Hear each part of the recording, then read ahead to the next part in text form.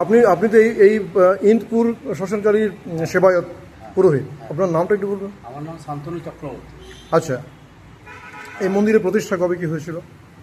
প্রতিষ্ঠা তো লেখা আছে ওখানে, নাগেশ্বর যে এটা করেছিল অদ্ভুতভাবে। চকলেট বিক্রি করতো এখানে থেকে যেত, বিহার থেকে এসে। আচ্ছা, তিনি সংসারপাতি করেননি, আর তখন দু একটি গাড়ি চলতো, সেই বাসগুলিতে চকলেট বিক্রি করতো আর এইখানে কাটিয়ে দিত। কুড়ে ঘর ছিল। এটা কত বছর আগে কথা বলছেন? মোটামুটি 75 বছর 76 বছর আগে। তারপরে আপনার শোনা কথা এটা, হ্যাঁ। আপনি তাকে দেখেননি তাহলে? না, নাগেশ্বরবাবুকে আমি দেখিনি। আচ্ছা তারপরে ওইরকমভাবে উনি এখানে মারা যাওয়ার পরে কিছু টাকা রেখে দিয়ে গেছিলেন। আচ্ছা, সেই টাকা দিয়ে একটা ছোট ঘর হয়েছিল। ছোট ঘর হয়ে এটা একটা ক্লাবের নাম হলো Inpur young's corner club. Inpur corner young's corner club. Club সেই ক্লাবের বললো আমরা মায়ের সেবা চালিয়ে যাব। আচ্ছা, এই মন্দিরের যে আমি স্থাপত্য শৈলী দেখলাম, হ্যাঁ। এটা অনেকটা দক্ষিণেশ্বরের হ্যাঁ, মন্দির আদলে তৈরি। হ্যাঁ। এই ভাবনাটা কবে কিভাবে কি এলো? এটার একটা রহস্য আছে। মা যেমন এই রূপ পাওয়ার জন্যে যেন আমাদের এইখানে গ্রামে একজন ছিলেন জগন্নাথ মণ্ডল। হ্যাঁ, ও পুলিশে চাকরি করতো, রিটায়ার করেছে।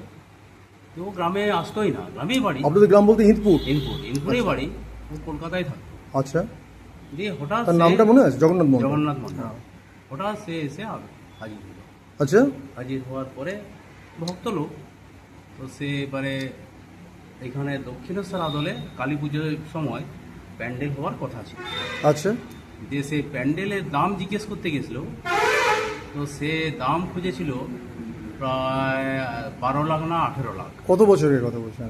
এই তো 2-3 বছর আগে। আচ্ছা, 12-13 লাখ টাকা দাম বলেছিল। আচ্ছা। এই বুঝেছিল 12-13 লাখ টাকা 2 রাত 3 রাতের জন্য একটা খরচা প্যান্ডেল, না হ্যাঁ। করে একটা স্থায়ী জিনিস করে নিই, একদম। দক্ষিণেশ্বরে আদলেই করবো। আচ্ছা, তাহলে ভালো মিস্ত্রি খোঁজ করে নটরাত থেকে মিস্ত্রি পাওয়া গেল। কোথেকে? নটরা মানে ওই রোড, অমরকানন রোডের যেদিকে যে আচ্ছা আচ্ছা হেবির মোড়। আচ্ছা, যে সেখান থেকে মিস্ত্রি বললো বেশি খরচা না, চার গাড়ি ইট লাগবে। আর আচ্ছা আচ্ছা, মিস্ত্রিরা যেমন মিস্ত্রি যেমন করে আর কি, কাজের আমি দেবে। বলছে তাহলে ওই তো হয়ে গেল।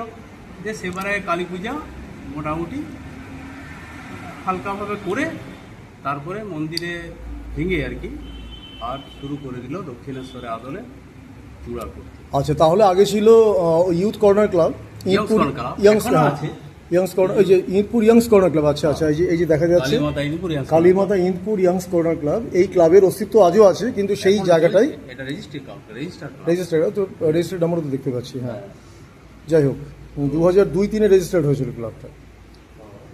আচ্ছা, আপনি তাহলে এইখানে সেবাইতে আসেন কত বছর এই মন্দির হওয়া থেকেই? এটাও একটা রহস্য। আমি প্রথম দিকে নাস্তিক ছিলাম, আমি আচ্ছা টিউশন পড়াই। আচ্ছা, তো হঠাৎ এখানে পুরোহিত পাওয়া যায় না আমাদের ইনপুরের প্রদীপলায়। আপনার দেবতী যে ভক্তি বা বিশ্বাস তেমন ছিল নাকি? না, আপনি তো ব্রাহ্মণ সন্তান, হ্যাঁ। শান্তনু চক্রবর্তী, বাড়ি ইনপুরেই। হ্যাঁ, ছাত্রদের টিউশনি পড়াতাম, ইংরেজি পড়াতাম। তো আপনি ইংরেজি শিক্ষক? হ্যাঁ। আচ্ছা ইংরেজি টিউশনি করি আর কি, আচ্ছা মাস্টার নয়। আচ্ছা, পড়াতাম আর ছেলেদিকেও সেইভাবে অনুপ্রাণিত করে ওই বিদ্যা মানে যেটা অপরা বিদ্যা বলে সেই বিদ্যার দিকেই অনুপ্রাণিত করতাম। আচ্ছা, এবং সব ছেলেরাই আমার চাকরি প্রতিষ্ঠিত। মানে এই অঞ্চলে আপনি একজন নামী শিক্ষক, গৃহ শিক্ষক। আচ্ছা দিয়ে এবারে হঠাৎ এটি পাওয়া যায়নি পুরোহিত। আচ্ছা ওখানে সে যে পুরোহিত ছিল সে অসুস্থ হয়ে পড়েছিল। আচ্ছা, দিয়ে এবারে আমাদের ক্লাবেরই একজন সদস্য সে বললো যে তোমাকে যেতেই হবে, একটু ফুল দিয়ে আসবে। আমি দূর, ওইসব খেপামি করে লাভ নেই, এখানে পড়াশোনা করলে কাজ দেবে। আচ্ছা। না, যেতেই হবে। দিয়ে আমাদের প্রদীপলায় আমাকে টেনে ধরে এক ধরনের নিয়ে আসে। আমার তখন ব্যাচ চলছিল। আচ্ছা, তখন ট্রেনে ধরে নিয়ে আসলো।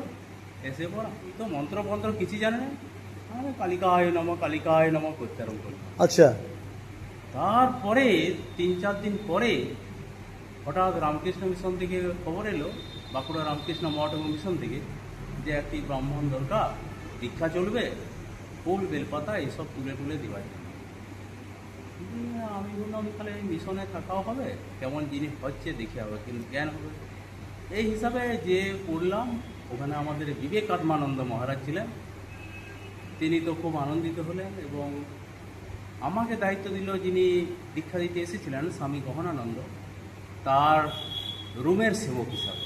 মানে মহারাজ যখন দীক্ষা দিতে চলে যাবেন তখন সেই কার্পেটটাকে ঝেড়ে দেওয়া, বিছনাটাকে রোদে দিয়ে বিছনাটাকে করে রাখা, রেডি করে রাখা। দীক্ষা দিতে 4-5 ঘন্টা লাগবে। দিয়ে এরকম করে 3 দিনের নাম করে আমার তো 20 দিন থাকা হয়ে গেল। দিয়ে মহারাজ বললেন, শালা ব্রাহ্মণের ছেলে পূজা জানিস না, এটা হয়? আচ্ছা। হ্যাঁ, আর আমাদের গ্রামের একজন স্বপন মিশ্র নাম ছিল, সেও ছিল। যে আমাদের দুজনকে মহারাজ পুজো শেখাচ্ছেন।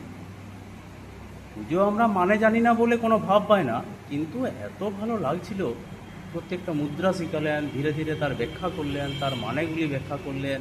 হ্যাঁ, আত্মার সাথে পরমাত্মা কীভাবে করা হচ্ছে, হৃদয়ে কীভাবে পূজা করা হচ্ছে, তারপরে পুজো হচ্ছে।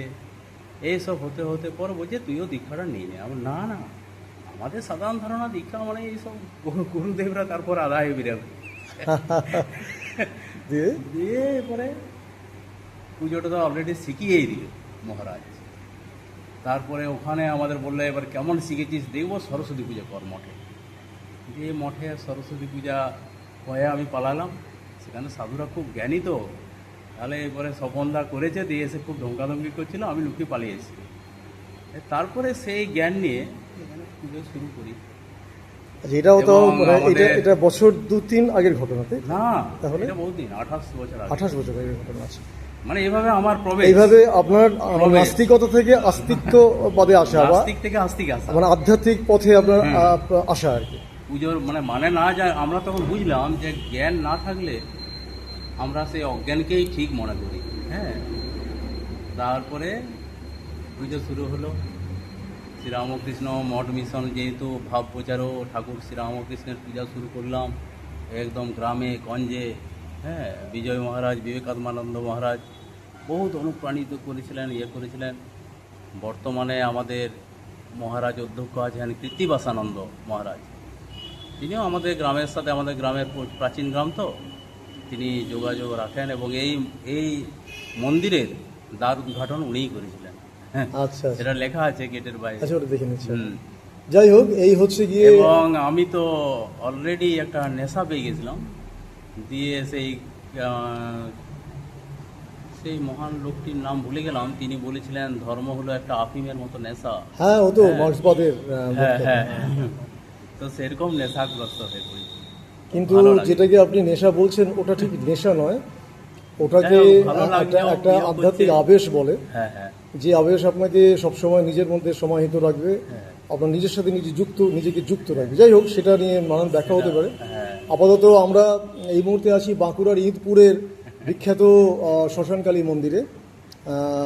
এই মন্দিরের সেবায়ত শান্তনু চক্রবর্তীর সঙ্গে তখন কথা বললাম, এই মন্দিরের ইতিহাস, ইতিবৃত্ত এবং কীভাবে উনি এই মন্দিরের সেবায়ত নিযুক্ত হলেন সে সম্পর্কে উনি বললেন। আমরা এই মন্দিরের স্থাপত্যশৈলীটা একবার দেখে নেব। মন্দিরের চত্বরটা খুব বড় কিছু নয়, তবে পরিপাটি, সুন্দর, ছিমছাম সাজানো একটা ভাবের সৃষ্টি হয়। এই হচ্ছে গিয়ে মন্দিরের ইন্টেরিয়র। আর এই হচ্ছে বাঁকুড়ার ইঁদপুর অঞ্চলের বিখ্যাত মন্দির, যে মন্দিরটি স্থাপত্যশৈলী দেখে বোঝাই যাচ্ছে যে দক্ষিণেশ্বরের কালী মন্দিরের আদলে তৈরি। এদিকে অনেকগুলো ছোট ছোট মন্দির আছে, প্রত্যেকটা মন্দিরে শিবলিঙ্গ স্থাপিত আছে। আর এই মন্দির সম্পর্কে শান্তনুবাবু যা বললেন সেটা তো সবাই শুনলাম। আর এই হচ্ছে এখানে দেখা যাচ্ছে যে শুভ উদ্বোধন 10-11-23, অর্থাৎ আজকে 28শে জুন 2026 রবিবার। এই মোটামুটি পুরো 3 বছর এখনও হয়নি, 2.5 বছরের মতো এই মন্দিরের স্থাপনা হয়েছে। এই হচ্ছে গিয়ে মন্দিরের নাম, ইঁদপুর বাস স্ট্যান্ড শ্মশানকালী মন্দির। নাগেশ্বরজি, যিনি প্রায় 75-76 বছর আগে এখানে এসে তার ঘাঁটি গেড়েছিলেন, বা বলা যেতে পারে তার পুজোর মন্দিরের ভিত্তি, যেটা খুবই ছোট আকারে ছিল, সেটা তিনি সূচনা করেছিলেন, যেটা কালক্রমে আজকে ইঁদপুর অঞ্চলে একটা বিখ্যাত কালী মন্দির হিসেবে প্রতিষ্ঠিত। এই অঞ্চলের মানুষদের, বিশেষ করে ভক্ত মানুষদের কাছে একটা অত্যন্ত গুরুত্বপূর্ণ উপাসনা স্থল। এই মুহূর্তে আমরা দেখছি বাঁকুড়ার ইন্দপুর বাসস্ট্যান্ড সংলগ্ন শ্মশানকালী তার মূর্তিটিও সামান্য শিল্প সুষমায় সমৃদ্ধ।